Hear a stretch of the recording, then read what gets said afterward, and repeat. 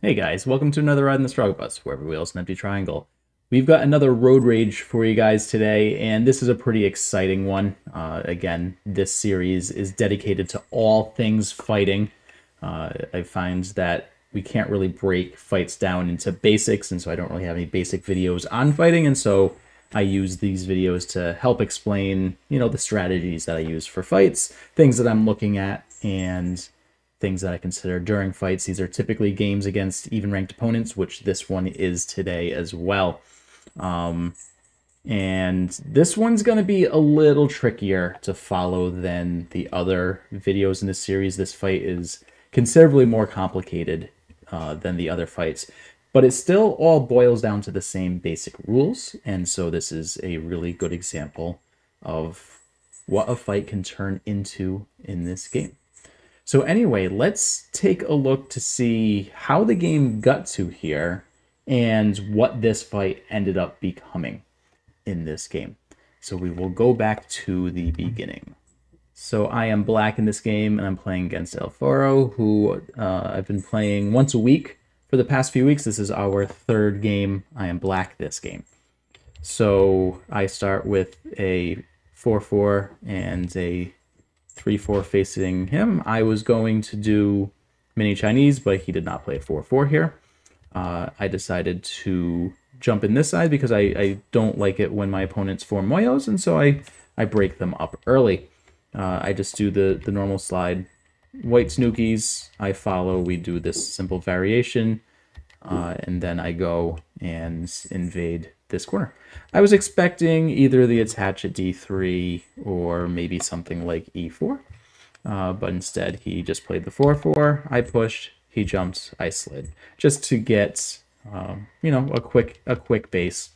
And then he went and took 3-3. I decided to block this way so that I could develop the top side, and then took my extension here. Just a quick note: would have been better to take a larger move like this. Really asked for a lot here while looking to reduce the left side, but that is not what I played. I played here. And then white goes and takes the corner. But at this point, I decided that these two stones were actually just okay as is. There really isn't much room to develop on the bottom. We've got a second line stone here and a third line stone here, so it's a very uninteresting side.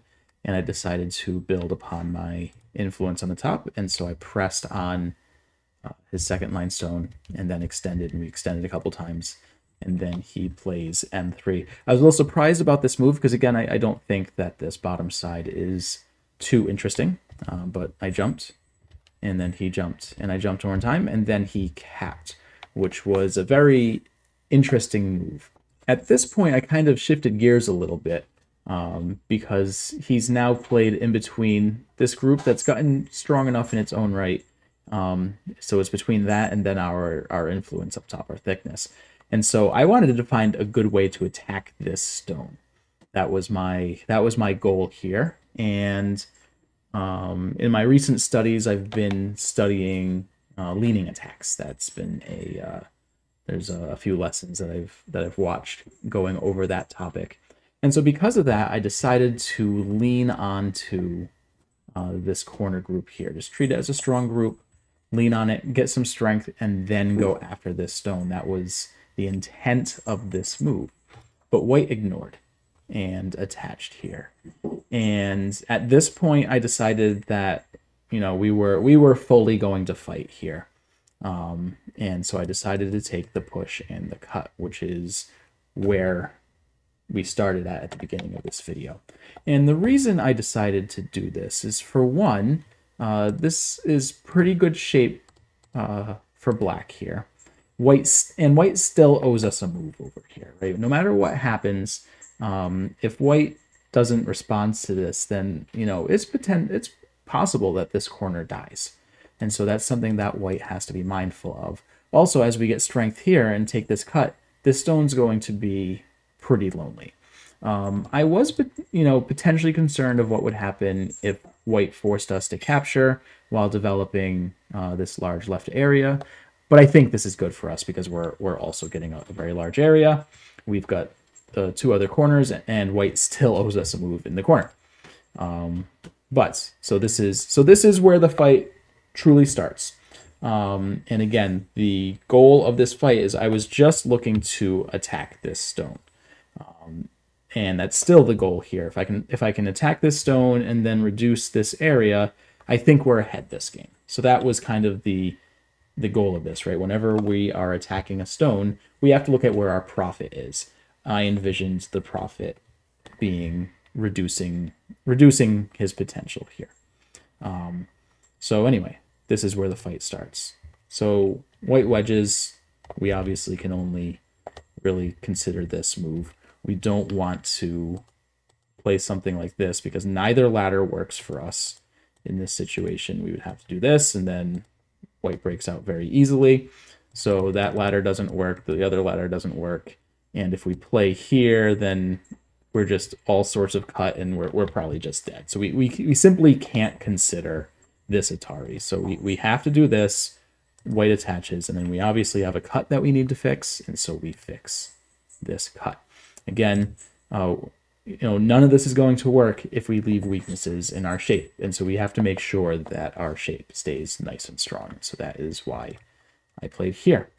White then extends, which threatens to kill these two stones. And you've heard me talk a lot about, when do we save stones, when do we sacrifice stones? And, whenever those come up, I mentioned the 3 questions that I use to determine if we should be saving or sacrificing stones. And the first question is, do these stones affect the life and death status of any other groups on this board? And the answer is yes. If these 2 stones die, then these 2 stones are alive. And this was our target all along. So I can't let white capture these 2 stones because then we really don't get anything out of this. And so then I was looking at the most efficient way to save these 2 stones, and I decided on Q8 just to make some shape so that if white plays here, we end up capturing this stone, and if white plays here, then we're left with the tiger's mouth in pretty good shape. So that was the intent of this move.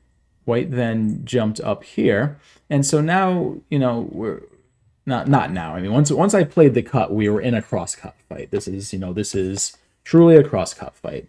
And so, much like in the other videos, those have come up. When we get in cross-cut fights, we have to identify what our weakest group is, what our opponent's weakest group is. We need to play moves that make our weakest group stronger and or make their weakest group weaker. So in this case, if we identify the cross-cut groups as A and B and C and D, clearly the A group is stronger than C, and clearly the B group is stronger than D. So I have identified this group as the weak group for black, and this group as the weak group for white. So we now should be looking for a move that strengthens us while potentially weakening them. And so we want to play a move that extends our liberties, reduces their liberties, blocks directions that they can run. And so I decided to play right here. And the reason I play this is, it gets us more liberties. It also threatens this cut. So white has to do something to protect this cut. And so white plays this very bizarre move. I was unsure on the intent of this move because now it just creates another cut for white. And it's possible that he was expecting me to try to push through, and there was some Tsuji in there. But I was okay with leaving these weaknesses here, knowing that I would probably be able to exploit them later. And I just need to make a move that makes my weakest group stronger. And so I decided to play here, just to run out, get more liberties, make my weaker group strong. There's still a cut here that white has to worry about, and there's still a cut here that white has to worry about, which is why white ended up playing the shape move here, which ends up blocking both. So this is a good way to connect if you have those 2 cuts. The issue here, though, is white is not moving in the direction that's really going to help him because he's moving towards my thickness. And I'm, again, my original goal here was just to reduce this area. So for this move, I really just focused on the strength of my stones. And I was still looking at this group as a group to attack. And so I could have looked for, a move that moves quickly, look to try to eke out like all the efficiencies that I could. But at the end of the day, I decided I just want to be as strong as possible. Keep my groups as strong as possible, and the fight should end up staying in my favor because I felt favored in this fight, even though things are getting quite complicated here. And so I just ended up playing the bamboo joint, which looks very slow, but it does look to block white. It makes this cut more painful, and it gives us so much strength that from a strength perspective, it seemed like an okay move to do. So then white jumps here. So I'm now looking at this and going, okay, white has a pretty weak group here. He still hasn't answered anything in the corner. Something like S4 might just kill this group. And then white also has this group here that isn't quite alive yet. So there's a lot going on here, but I still think that this group is the easiest one to attack because we know we still have amazing thickness over here. So I ended up playing this knight's move. And I knew that this push and cut was available. I knew that was there, but I was willing to endure that cut because I think we have enough strength, because if we get strength here, we can then turn on these stones, and it looks to surround white. So I felt, position-wise that I was, my groups were stronger than white's groups here, and that we could endure this cut. So this is where I played, and white said, well, I am going to cut you. So he did, in fact, push and cut. So now my goal has shifted a little bit. We have fully cut off this white group. We still have this white group that's not alive in the corner, and still have this white group that's not quite alive. And all we really have is this one group that's weak. So our goal now is get this center group strong, and whichever groups white doesn't protect, go after them. And so for the rest of this fight, that is what we are focusing on. And we're already pretty deep into the fight, right? Things have already gotten pretty hairy on us. But just to let you know, where my goal is here is just get this center group strong, and then whatever weaknesses are left behind in white's shape, I'm going to go after them. So I end up playing here just to threaten to kill this stone. I know this doesn't kill it. And then white extends, and we play the Hane again just to threaten to kill this group.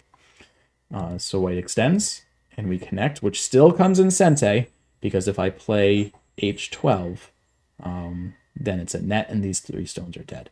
So I end up getting some pretty serious strength for this group in Sente, which is really, really nice. And so at this point, there's a lot going on. And I'm trying to figure out which group do I want to attack. Do I want to play this Hane to keep on attacking this group? Do I want to jump down here to try to surround this group? Should I play on some vital points over here to try to get this group? And I decided that, we're still kind of attacking this group. I mean, we're attacking everything here. And so I decided to play this vital point because it's 100% Sente. White can't let us take this cut. So I decided to play this because it's most likely going to be a vital point, and I knew it was a Sente exchange, and so we made this exchange just to make things a little tougher for white here.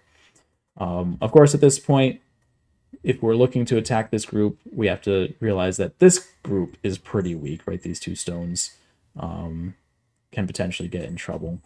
And so I just decided, let's, now that we've hit the vital point, let's go surround this group. Usually we do it usually we do this in the other order. Usually we will surround and then hit the vital point, but I knew that I could get this in Sente. But now it's important to try to surround this group while also supporting the strength of these 2 stones. So this move probably isn't going to be surprising for anybody. I just jumped to connect our stones to K16. And so at this point, white then looks to come this way because white has to find strength somehow here. And so at this point, I knew that this group was okay. I knew that this group was okay. I didn't know exactly how our group was. And I had done some reading, and I don't think if we push that we can quite connect yet, because white can play this. And I don't think we're really connected in a good way. Though I may have misread. But either way, I was a little concerned about that. But what I did know is that S7 would be Sente, and if we get S7, we can absolutely connect up with this. And so I knew that S7 would either threaten to kill the corner or threaten to connect. So I was okay leaving this for now, because this group basically had two ways of living. Could either connect to this group or kill the corner. So here I came back and did end up playing the move that I was looking for, which was J5. So now we've shifted yet again, and we're looking to pressure this group. So what I'm looking at here now is, I was looking at this as going, okay, this corner looks pretty close to dead. This group looks pretty close to dead. But none of that matters if I die in the middle. So I was looking at this as going, okay, I'm going to attack the third group, right? Because white has 3 weak groups here. I'm going to attack the third outside weak group to get strength for the center group. And once I have strength for the center group, once it is alive, then I can finally go kill something. That was my goal here, was get the center group alive and then go kill something.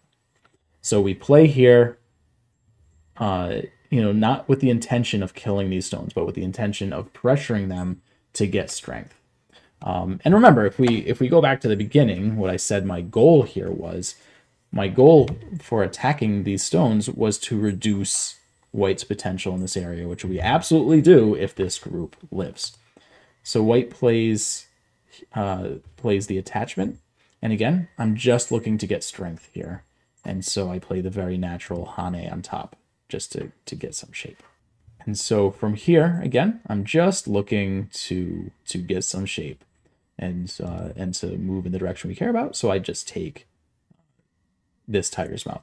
Obviously, there's this Atari, but then white's going to leave a cut behind, which we'll probably be able to use to get further strength. So I wasn't too concerned with that.